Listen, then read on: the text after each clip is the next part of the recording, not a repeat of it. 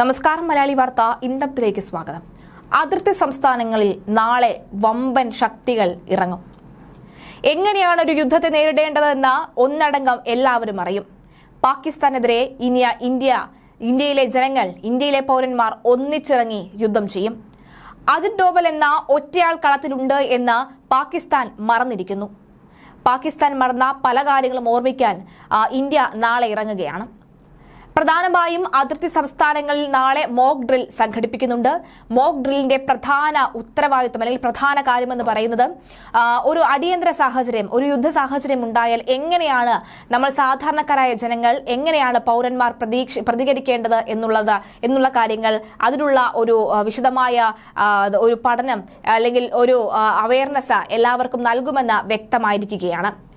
നാളെ വിദ്യാർത്ഥികൾക്കും അതുപോലെ തന്നെ മുതിർന്ന സ്ത്രീകൾക്കും കുട്ടികൾക്കും പുരുഷന്മാർക്കും ഒക്കെ തന്നെ ഒരു യുദ്ധ സാഹചര്യം നേരിടാനുള്ള എല്ലാ സജ്ജീകരണങ്ങളും അല്ലെങ്കിൽ എല്ലാ കാര്യങ്ങളും മനസ്സിലാക്കി കൊടുക്കുമെന്നാണ് മനസ്സിലാകുന്നത്.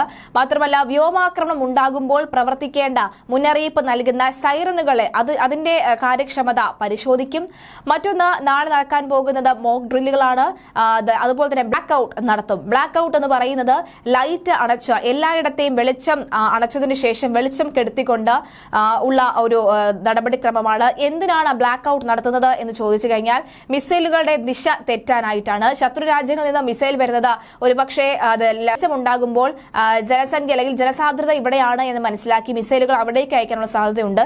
അതുകൊണ്ട് തന്നെ അങ്ങനെ ഒരു കാര്യം മനസ്സിലാകാതിരിക്കാനും അങ്ങനെ ഒരു കാര്യം അങ്ങനെ ഒരു തെറ്റിദ്ധരിപ്പിക്കാനായി മിസൈലുകളെ വഴിതിരിച്ചു വിടാനായാണ് ഇത്തരത്തിൽ ബ്ലാക്ക് ഔട്ട് നടത്തുന്നത്. ആശുപത്രി എന്നിവ അടക്കമുള്ളവ മറയ്ക്കുവാനും പ്രധാന കേന്ദ്രങ്ങൾ ഒഴിപ്പിക്കുവാനും ഒക്കെയുള്ള നടപടികൾ നാളെ ആരംഭിക്കുമെന്നാണ് മനസ്സിലാകുന്നത്. അതിനുശേഷം കൃത്യമായി തന്നെ സാധാരണക്കാർക്ക് അടക്കമുള്ളവർക്ക് പരിശീലനം നൽകുമെന്ന് മനസ്സിലാകുന്നു. എന്തായാലും മോക്ക് ഡ്രിൽ നാളെ നടക്കും.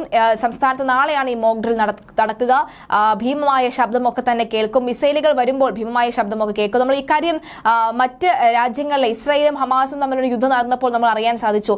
മിസൈലുകൾ ഘോരഘോരമായി മുഴങ്ങുന്ന മിസൈലുകൾ വരുമ്പോൾ സൈറണുകൾ, മുന്നറിയിപ്പിന്റെ സൈറണുകൾ ഘോരഘോരമായി മുഴങ്ങുന്ന ശബ്ദം നമ്മൾ കേട്ടിട്ടുണ്ട്. അതിൽ നമ്മൾക്ക് പലപ്പോഴും ഭയം തോന്നിയിട്ടുണ്ട് എന്ന്. പക്ഷേ ഇന്ത്യയിൽ അത്തരമൊരു സാഹചര്യം ഉണ്ടാകാത്തത് കൊണ്ട് തന്നെ മനുഷ്യർക്ക് അല്ലെങ്കിൽ ജനങ്ങൾക്ക് അറിയില്ല എന്താണ് എങ്ങനെയാണ് എന്നുള്ളത്. അതിന്റെയൊക്കെ തന്നെ പരിശീലനം നാളെ നടക്കുമെന്നാണ് അറിയാൻ സാധിക്കുന്നത്. ഒരു രാജ്യം യുദ്ധത്തിലേക്ക് കടക്കുന്നതിന് മുന്നോടിയായി മുന്നൊരുക്കങ്ങൾ തന്നെയാണ് നടക്കുന്നതെന്ന് വ്യക്തമാവുകയാണ്. അതേസമയം അജിത് ഡോവൽ ഇന്ന് പ്രധാനമന്ത്രിയുമായി നേരിട്ട് കൂടിക്കാഴ്ച നടത്തി കൃത്യമായ വിവരങ്ങൾ അപ്ഡേറ്റ് ചെയ്യുമെന്ന വിവരം കൂടി വരുന്നുണ്ട്. അജിത് ഡോവലിന്റെ തലയിലെ ബുദ്ധി തന്നെയാണ് ഇക്കാര്യങ്ങളൊക്കെ തന്നെയും. അജിത് ഡോവൽ എന്ന ഒറ്റയാൻ കളത്തിലുണ്ട് എന്ന് പാകിസ്ഥാൻ മറന്നു.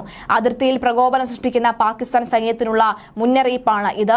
എപ്പോഴൊക്കെയോ ഇന്ത്യ പ്രതിരോധത്തിലായിട്ടുണ്ടോ അപ്പോഴൊക്കെ ഒരു സൂപ്പർ ഹീറോയെ പോലെ അവതരിച്ചിട്ടുണ്ട് അജിത് ഡോവൽ, ഈ ദേശീയ സുരക്ഷാ ഉപദേഷ്ടാവ്. ശത്രുവിന്റെ മർമ്മം നോക്കി പ്രഹരിക്കാൻ ശേഷിയുള്ള ഈ ബുദ്ധിരാക്ഷസന് ആരാധകർക്കിടയിൽ ഒരു വിളിപ്പേര് തന്നെയുണ്ട്, ജെയിംസ് ബോണ്ട് എന്നുള്ളത്. പതിവ് തെറ്റിയില്ല.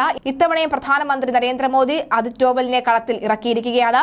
പഹൽഗാം ഭീകരാക്രമണത്തിന് ശേഷം ഡൽഹിയിൽ ചേർന്ന ഉന്നതതല യോഗങ്ങളിൽ മാധ്യമങ്ങളുടെ കണ്ണുടക്കിയത് ഈ കറുത്ത കോട്ടുധാരിയിൽ തന്നെയായിരുന്നു. ഇന്ത്യൻ സൈന്യത്തിന്റെ തിരിച്ചടി ഏത് തരത്തിലായിരിക്കുമെന്ന് തീരുമാനിക്കുന്നതിൽ ഈ വ്യക്തിക്ക് നിർണായക പങ്കുണ്ട്. എന്തുകൊണ്ട് ഈ ഓഫീസർ ശ്രദ്ധേയകേന്ദ്രമാകുന്നു എന്ന് ചോദിച്ചാൽ അജിത് ഡോവലിന്റെ ഔദ്യോഗിക ജീവിതം മുഴുവൻ സാഹസികവും അത്ഭുതകരവുമായ രഹസ്യാന്വേഷണ കൗതുകങ്ങളും നിറഞ്ഞതാണ്. പാകിസ്ഥാനിലെ ലോഹാറിലെയും കറാച്ചിയിലെയും മുഴുവൻ ടെലിഫോൺ ബൂത്തുകളും എന്തിന് ഇലക്ട്രിക് പോസ്റ്റുകൾ പോലും അജിത് ഡോവലിന് കാണാപ്പാടമാണെന്ന കഥ ഉണ്ട്. പഞ്ചാബ് അമൃത്സറിലെ സുവർണക്ഷേത്രം കൈയടക്കിയ ദിവസങ്ങളിലാണ് അജിത് ഡോവൽ എന്ന സാഹസികനായ ഓഫീസറുടെ ധൈര്യം രാജ്യം മനസ്സിലാക്കിയത്. ഭീകരവാദികളുടെ ഇടയിലേക്ക് ഇദ്ദേഹം ഓട്ടോ ഡ്രൈവറുടെ വേഷത്തിൽ കടന്നു ചെന്നു. താനൊരു പാകിസ്ഥാൻ ചാരനാണെന്ന് ഖാലിസ്ഥാൻവാദികളെ പറഞ്ഞ് തെറ്റിദ്ധരിപ്പിച്ചു. ക്ഷേത്രത്തിനുള്ളിലെ ഭീകരരുടെ രഹസ്യങ്ങൾ ചോർത്തി സേനയ്ക്ക് നൽകി. ധീരമായ ഈ സേവനത്തിന് രാജ്യം അജിത്തിന് കീർത്തിചക്ര നൽകി ആദരിച്ചു. കാണ്ഡഹാർ വിമാനം, റാഞ്ചിയിലും അതുപോലെ തന്നെ ഇറാഖിൽ ഇന്ത്യൻ നഴ്സുമാരെ IS ബന്ദികളാക്കിയപ്പോഴും ഭീകരന്മാരുമായി സംസാരിക്കാൻ ഇന്ത്യ നിയോഗിച്ചത് ഡോവലിനെ തന്നെയാണ്.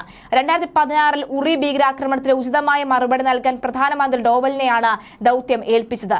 നിയന്ത്രണ രേഖയിൽ നിന്നും 2 കിലോമീറ്റർ വരെ ഉള്ളിൽ കടന്ന് നമ്മുടെ സൈന്യം ഭീകരരുടെ കേന്ദ്രങ്ങൾ തകർത്തപ്പോൾ വിജയം കണ്ടത് ഡോവലിന്റെ കൃത്യമായ പ്ലാനിംഗ് ആണ്. പ്രതിരോധം ഒരിക്കലും വിജയം തരില്ല, അതായിരുന്നു ഡോവലിന്റെ theory. Bangladesh, Myanmar, Thailand, Saudi Arabia, UAE തുടങ്ങിയ രാജ്യങ്ങളിൽ നിന്നും പല പിടികിട്ടാപ്പുള്ളികളെയും ഇന്ത്യയിൽ എത്തിച്ചത് ഡോവലിന്റെ ബുദ്ധി തന്നെയാണ്. 7 വർഷം പാകിസ്ഥാനിലെ ഇന്ത്യൻ ചാരൻ. വേഷം മാറി അവിടെ ജീവിച്ച പാകിസ്ഥാന്റെ മുക്കും മൂലയും പഠിച്ചെടുത്തു. മുള്ളിനെ മുള്ളുകൊണ്ട് തന്നെ ഡോവലിന്റെ ചരടുവലികൾ ഇന്ത്യൻ സേനയിൽ നിന്നും എന്നും മുതൽക്കൂട്ട് തന്നെയാണ്. മുള്ളിനെ മുള്ളുകൊണ്ടെടുത്ത ഡോവലിന്റെ ചരിത്രം വീണ്ടും ആവർത്തിക്കാൻ പോവുകയാണ്.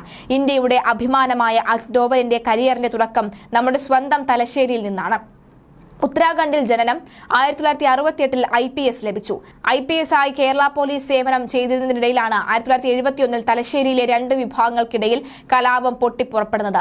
കെ കരുണാകരനാണ് അന്ന് ആഭ്യന്തരമന്ത്രി.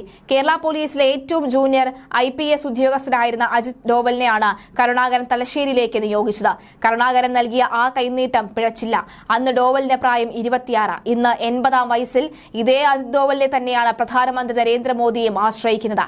പാകിസ്ഥാനെ അവരുടെ പാളത്തിലെത്തി ആക്രമിച്ച ഇന്ത്യൻ സൈന്യത്തിന്റെ വീരഗാഥയോടൊപ്പം ചേർത്ത് വായിക്കുന്ന ഈ പേര് മറക്കണ്ട, അജിത് ഡോവൽ. പാകിസ്ഥാനെ നിങ്ങൾ ഈ പേര് മറക്കണ്ട, അജിത് ഡോവൽ. പടക്കളത്തിൽ ഒരിക്കലും തോൽക്കാത്ത ഈ തേരാളിയുടെ അടുത്ത തന്ത്രം എന്താണ് എന്നുള്ള കൃത്യമായ പ്ലാനിംഗ് അവിടെ നടക്കുന്നുണ്ട്. ജസ്റ്റ് വെയിറ്റ് ആൻഡ് സീ എന്ന് മാത്രമേ നമുക്ക് പറയാൻ സാധിക്കുകയുള്ളൂ.